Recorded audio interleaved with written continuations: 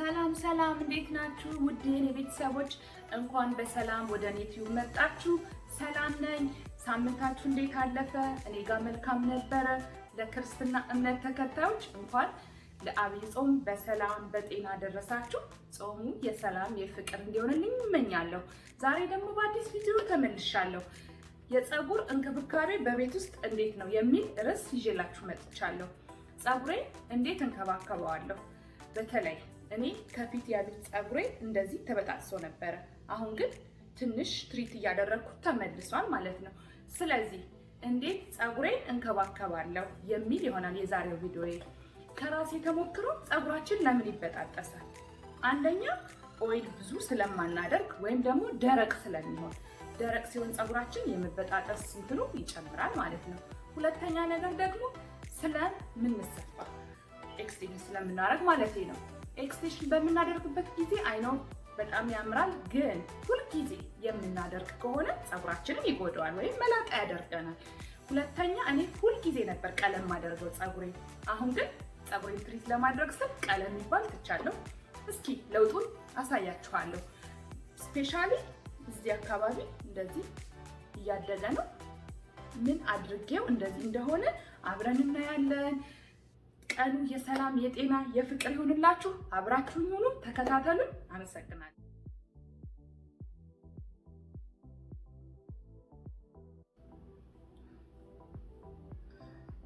እንግዲህ ፀጉሬን ትሪት ለማድረግ የምጠቀመው አንደኛ ባናና ነው። ባናና ብዙ ቫይታሚኖች አሉት እና ፀጉራችን ደረቅ እንዳይሆን ወይም ደግሞ በጣም ለስላሳና ወዝ ያለው ፀጉር እንዲኖረን ይረዳል ማለት ነው። መጀመሪያ የምጠቀመው ባናና ነው።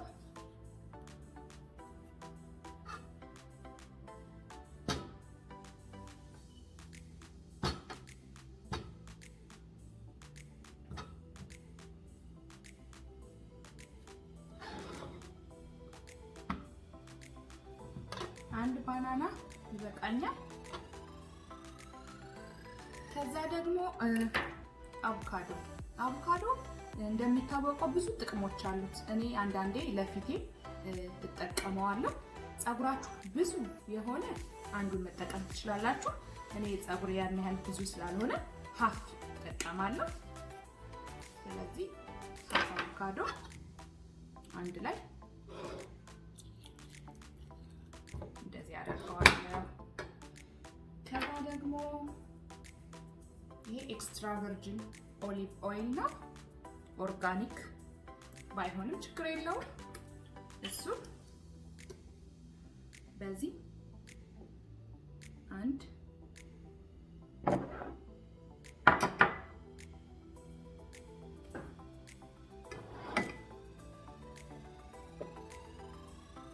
ሁለት አደርጋለሁ። ይሄ ደግሞ ብላክ ካስተር ኦይል፣ እሱንም እንደዛው አንድ ማንኪያ አደርግበታለሁ። ከዛ ቫይታሚን ሲ አለኝ፣ እሱን አንድ እንደዚህ ቆርጬ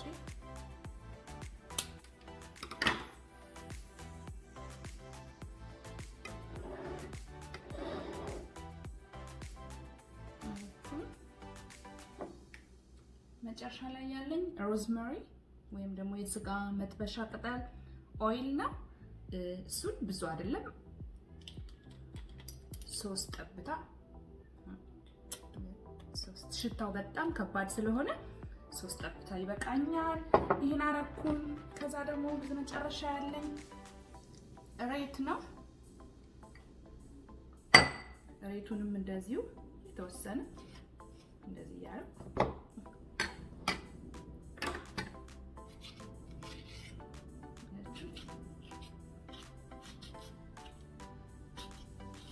የተወሰነ አረጋለሁ። ሬት ብዙ ጥቅም አለው ለፊታችን፣ ለፀጉራችን።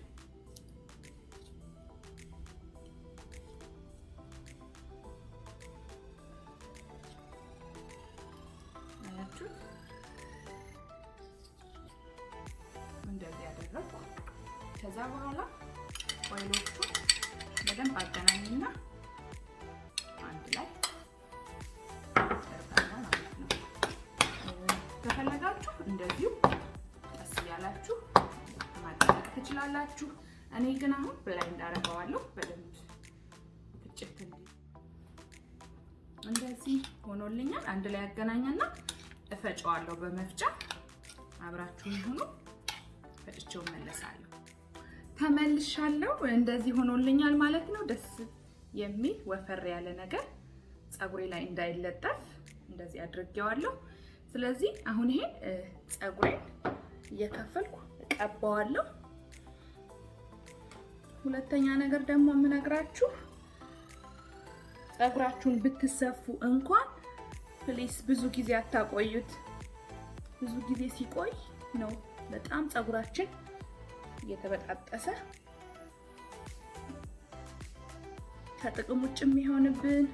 እንደዚህ እያደረኩ ቆዳዬንም ፀጉሬንም ነው መቀበል። ቆዳዬን እንደዚህ ያደርገዋለሁ። ፀጉሬን ደግሞ እንደዚህ ያደርኩ ቀስ እያደረኩ አዳርሰዋለሁ።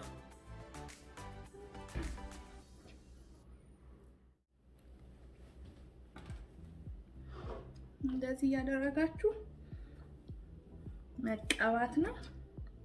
ለውጡን በጣም ታዩታላችሁ። እኔ ከፊት ብዙ ፀጉር አልነበረውም፣ በጣም ተበጣጥሶ ነበረ። አሁን ግን ጥሩ ሁኔታ ላይ ነው ያለው።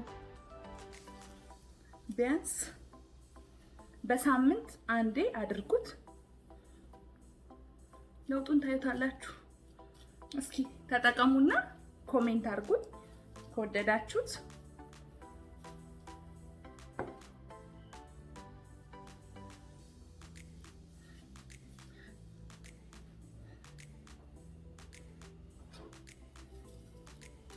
እንደዚህ ተቀብቼዋለሁ።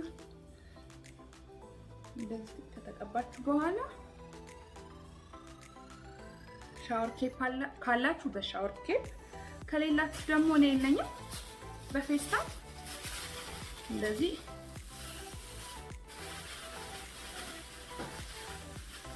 እፍን ማድረግ አለብን።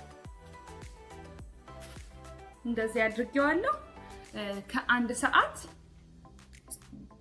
ባያንስ መልካም ነው። ከአንድ ሰዓት በላይ 1 ሰዓት ማድረግ እንችላለን፣ 2 ሰዓት ማድረግ እንችላለን። ከዛ በኋላ እንታጠበዋለን በሻምፖ እና በኮንዲሽነር። እስቲ ታጥቤ ደግሞ ምን እንደሚመስል አሳያችኋለሁ። ስለተከታተላችሁኝ አመሰግናለሁ። እመለሳለሁ። መልካም ጊዜ። 1 ሰዓት ሆኖኛል፣ ተመልሻለሁ። ትሪትሜንት ሻምፖ አለኝ። እኔ በጣም የተስማማኝ ሻምፖ ስለሆነ ምናልባት ከወደዳችሁት እንድትሞክሩት ነው። እዚህ ጋር ደግሞ አርጋኖ ኦይል ኮንዲሽነር። በእነዚህ በሁለቱ ታጥቤ እመለሳለሁ። አብራችሁን ሁኑ። እንደምታዩት ታጥቤ ተመልሻለሁ። በጣም ለስላሳና አያችሁት፣ ደረቅ አይደለም፣ የሚያንጸባርቅ አይነት ነገር ሆኗል። በጣም ሻይን ያደርጋል። ከታጠባችሁት በኋላ ደግሞ ከፈለጋችሁ አርጋኖ ኦይል አለኝ። ሳሊ ወይም ደግሞ ወልማርት ኤኒዌር ታገኙታላችሁ። ሞቅ አድርጋችሁ ተቀቡ። ሞቅ ስላችሁ በማይክሮዌቭ እንዳትጠቀሙ። በሞቅ ውሃ ወይም ደግሞ ድስት ላይ ውሃ ጥዳችሁ ሞቅ ለማድረግ ሞክሩ። እንግዲህ ሰውነታችን ምግብ እንደሚያስፈልገው ሁሉ ፀጉራችንም ምግብ ያስፈልገዋል። ኤቭሪ ዊክ ከቻላችሁ ይሄንን ተጠቀሙ። በቤት ውስጥ በምናገኘው በተፈጥሮ ነገር ራሳችንን ፀጉራችንን መንከባከብ እንችላለን።